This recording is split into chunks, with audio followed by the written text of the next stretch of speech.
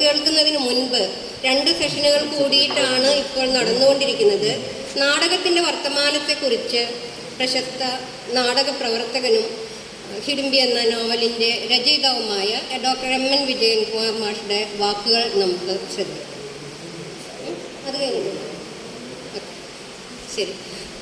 അപ്പോൾ നമുക്ക് നിരൂപണത്തിൻ്റെ അടുത്ത ഭാഗം നമുക്ക് പുക്കാസയുടെ സംസ്ഥാന കമ്മിറ്റി അംഗവും ജില്ലാ ജോയിൻ്റ് സെക്രട്ടറിയുമായ പ്രശസ്ത സാഹിത്യ പ്രവർത്തകനും സാംസ്കാരിക പ്രവർത്തകനുമായ ഡോക്ടർ ജോൺ ജോസി മാഷ് നമ്മളോട് സംസാരിക്കും.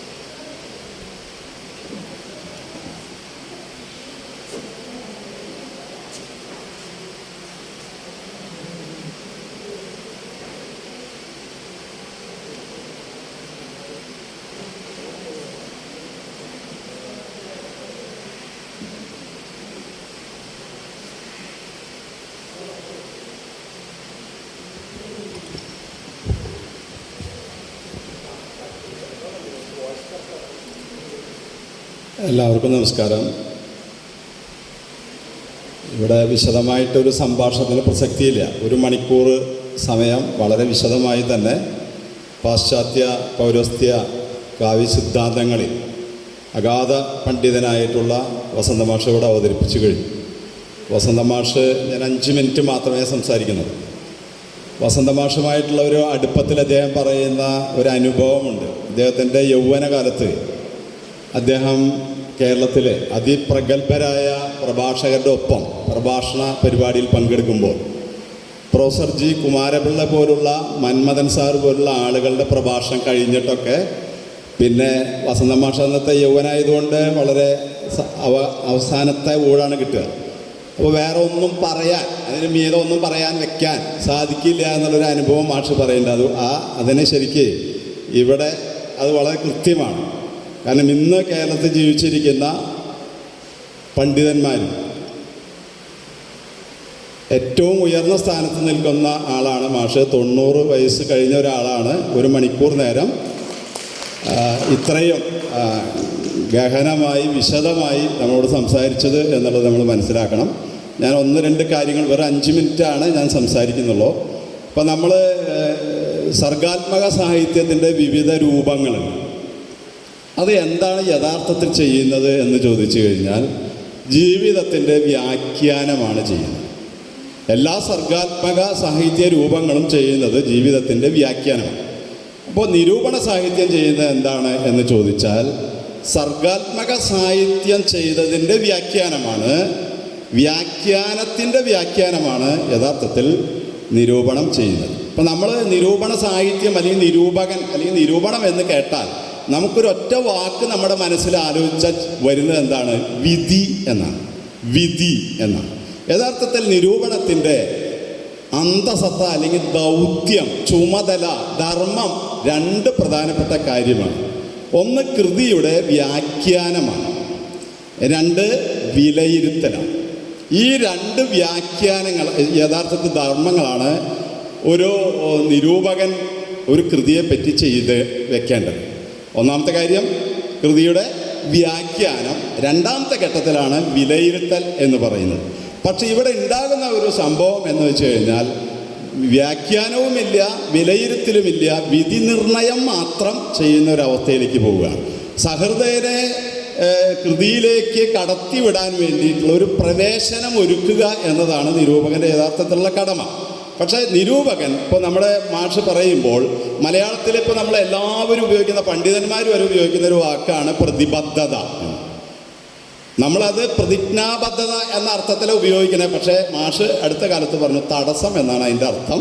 പ്രതിബദ്ധത എന്ന് പറഞ്ഞു കഴിഞ്ഞാൽ തടസ്സം എന്നാണ് അർത്ഥം. നമ്മൾ പ്രസംഗകന് പകരം പ്രാസംഗികൻ എന്ന് പറയുന്ന പോലെ, പ്രാസംഗികൻ എന്ന് പറഞ്ഞു കഴിഞ്ഞാൽ വഴിയെ പോകുന്നവൻ, വിളിക്കാതെ കയറി വന്നവൻ എന്നാണ് പ്രാസംഗികൻ എന്ന വാക്കിൻ്റെ അർത്ഥം. പ്രസംഗകൻ എന്നാണ് പറയുക എന്നാണ് ശരിക്ക്.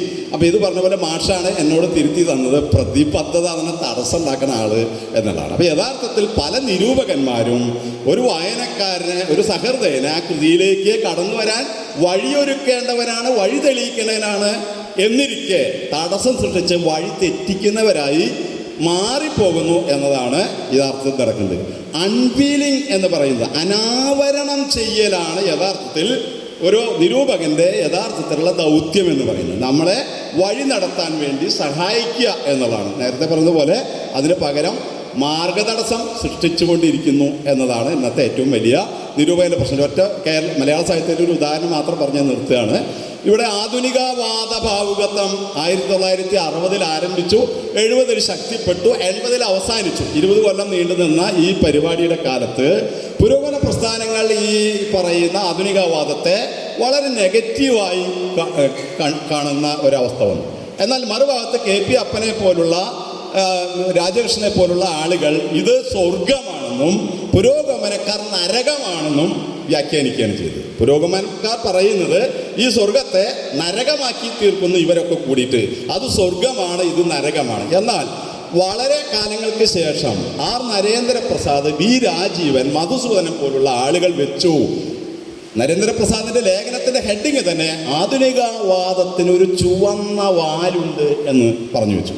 എന്ന് വെച്ച് കഴിഞ്ഞാൽ ആധുനികവാദത്തിന് ഏകമുഖമല്ല ബഹുമുഖമുണ്ട് എന്ന് ഇപ്പോൾ സുനിൽ പി ഇളയിട അടക്കം പറഞ്ഞുകൊണ്ടിരിക്കുന്നു. എന്ന് വെച്ച് കഴിഞ്ഞാൽ ഒരു വായനക്കാരനെ, സഹൃദയനെ യഥാർത്ഥ വഴി കാണിച്ചു തരുന്നതിന് പകരം പ്രൊക്രസ്റ്റസിന്റെ കട്ടിലുമേറ്റി നടക്കുന്ന തരത്തിലേക്ക് പലപ്പോഴും നിരൂപകൻ വഴി തെറ്റിപ്പോകുന്നുണ്ട്. ഒന്നുകൂടി പറഞ്ഞ് നിർത്തുന്നു, 5 മിനിറ്റ് കഴിയാറായി, അതുകൊണ്ട് നിർത്തുന്നു.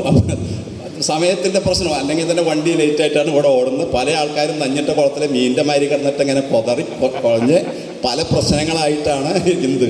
സ്കാറ്റേഡ് തോട്ട്സ് എന്ന് പറഞ്ഞ പോലെ ചിതറിയ മനുഷ്യരാണ് ഇവിടെ ഇരിക്കുന്നത്. ഒറ്റ കാര്യം പറഞ്ഞേ, ലോകപ്രശസ്തനായിട്ടുള്ള ഹെൻറി ഹഡ്സൺ, അദ്ദേഹത്തിൻ്റെ സാഹിത്യ സിദ്ധാന്ത പുസ്തകം മലയാളത്തിൽ ഒരു 50 കൊല്ലം മുമ്പ് തർജ്ജമ ചെയ്ത ആളാണ് ഇരിക്കുന്നത്. ഹെൻറി ഹഡ്സന്റെ ലോകപ്രശസ്ത സാഹിത്യ ചിന്താന്തം, ഹെൻറി ഹഡ്സന്റെ സാഹിത്യ സിദ്ധാന്തം മലയാളത്തിൽ MA പഠിക്കുന്ന ഒരു ഘട്ടം വന്നപ്പോൾ കേരള യൂണിവേഴ്സിറ്റിക്ക് വേണ്ടി തർജ്ജമ ചെയ്തൊരു പുസ്തകമാണ് ഭാഷാ ഇൻസ്റ്റിറ്റ്യൂട്ട് പുറത്തിറക്കിയിട്ടുണ്ട്. അതിൽ പറയുന്നുണ്ട്, നിരവധി കാര്യം പറഞ്ഞുകൊണ്ട് ഹഡ്സന്റെ ഒറ്റ വാചകം അവസാനിപ്പിക്കുകയാണ്.